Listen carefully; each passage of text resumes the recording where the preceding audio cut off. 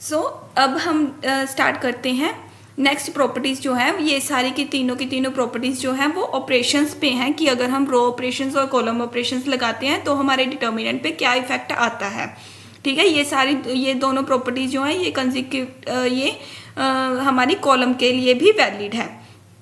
ठीक है, तो यहाँ पे ऑपरेशंस लगाने पे हमको ये ध्यान रखना है कि अगर हम रो ऑपरेशंस पे लगाते हैं कि जिस रो पे ऑपरेशन लगा रहे हैं उसका कोफिशिएंट 1 है और जो रो ऑपरेशन जिस रो को हम माइनस कर रहे हैं उसको हम किसी भी स्केलर से या किसी भी रियल नंबर से मल्टीप्लाई करके हम माइनस कर रहे हैं तो ये डिटर्मिनेंट जो है वो चेंज नहीं होगा। लेकिन अगर हम दो रोज को आपस में इंटरचेंज कर रहे हैं या दो कॉलम्स को इंटरचेंज कर रहे हैं तो हमारा डिटर्मिनेंट जो है वो नेगेटिव साइन से मल्टीप्लाई हो जाएगा। और अगर हम किसी भी रो को 1/α से 1/a टाइम्स कर रहे हैं, 1/a टाइम्स किसी भी रो को करने का मतलब क्या है कि उस रो से हम किसी भी एलिमेंट को कॉमन ले रहे हैं तो उसका डिटर्मिनेंट जो हो जाएगा वो a टाइम्स d हो जाएगा। ठीक है, जैसे अब इसमें ध्यान देने की जरूरत है कि अगर मेरे पास एक मैट्रिक्स है और मैट्रिक्स में मेरे पास ऐसी एलिमेंट्स हैं,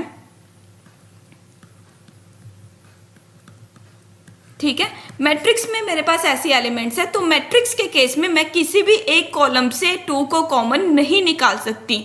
अगर मुझे इस मैट्रिक्स में से 2 को कॉमन निकालना है तो मुझे सारी की सारी एलिमेंट्स को 2 से डिवाइड करना होगा।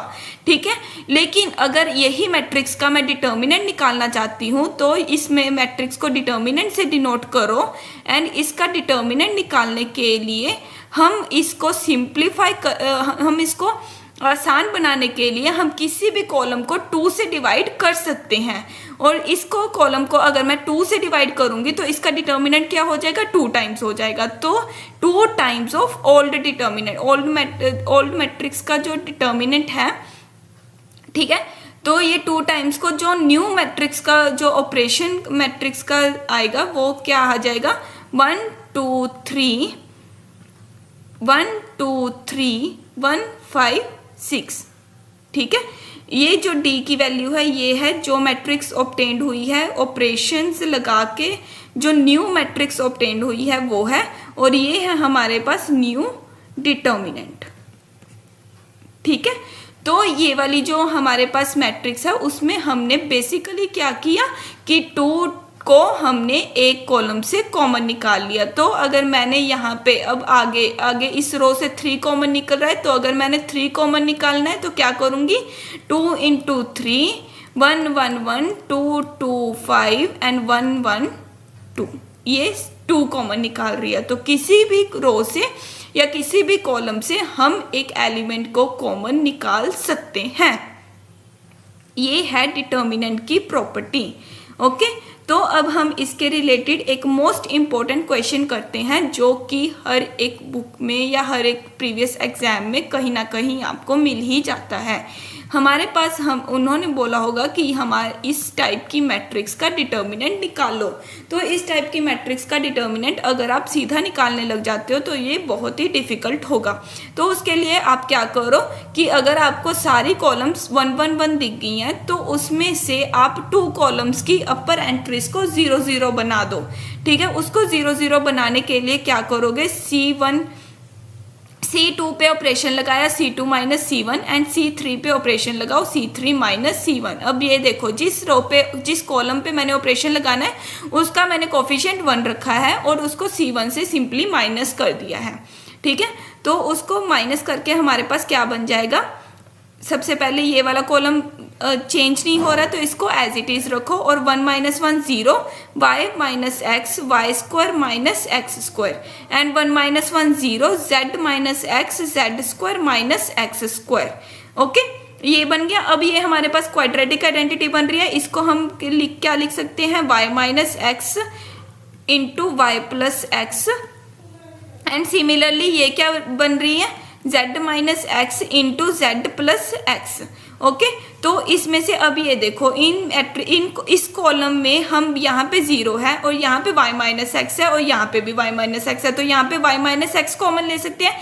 सिमिलरली यहाँ पे हम क्या कॉमन ले सकते हैं, z माइनस एक्स। तो ये हमारे पास जो नया वैल्यू बन जाएगी डिटर्मिनेंट की, वो क्या बन जाएगी, y minus x into Z minus x and determinant of 1 0 0 x x square 1 y plus x 1 z plus x. Okay, अब इसका डिटर्मिनेंट निकालना इजी है क्योंकि यहाँ पे हमारे पास 1 है और यहाँ पे 0 0 है, तो सिंपली इसका डिटर्मिनेंट क्या हो जाएगा, y minus x into Z minus x and 1 into determinant of, ये वाली रो डिलीट कर दी और ये कॉलम डिलीट कर दिया, ये रो डिलीट कर दी, तो हमारे पास क्या आ जाएगा 1 1 y प्लस एक्स और z प्लस एक्स। और इस 2/2 मैट्रिक्स का डिटर्मिनेंट निकालना इजी है क्योंकि हम क्रॉस मल्टीप्लिकेशन यूज कर सकते हैं। इसको z प्लस एक्स को मल्टीप्लाई किया 1 से, माइनस y प्लस एक्स को मल्टीप्लाई किया 1 से, तो हमारे पास क्या आ जाएगा y minus x into Z minus x into z plus x minus y minus x, तो x और x कैंसिल हो जाएगा, तो ये आ जाएगा हमारे पास z माइनस y और ये है हमारा फाइनल सॉल्यूशन। ओके, तो इसी तरह से हम और भी वैल्यूज जो हैं डिटर्मिनेंट की हम सॉल्व कर सकते हैं, ये row and operation column operation लगा के।